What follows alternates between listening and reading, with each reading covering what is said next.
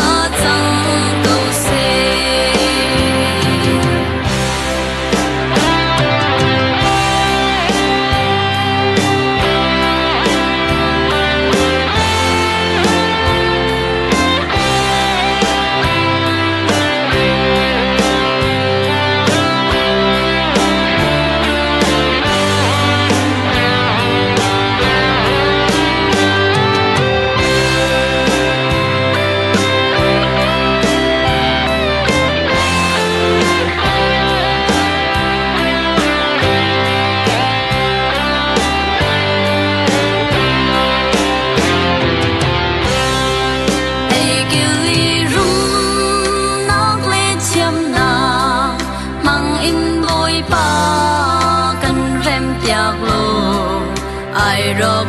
hi do nào cha chẳng se đi rồi phen ấy chẳng bao lâu in bồi ba thơ choa rong lên tràn lô gần kiều tràn lại gần râm tê á bất thiên đốt mi vô việc phân tiếng cần gì ơn sa in áo nào chất chân thong ý cho xuân lô mô bụi bờ ru niên đô lý xem tô in rem cha nu si u li nào ngà cần mi chi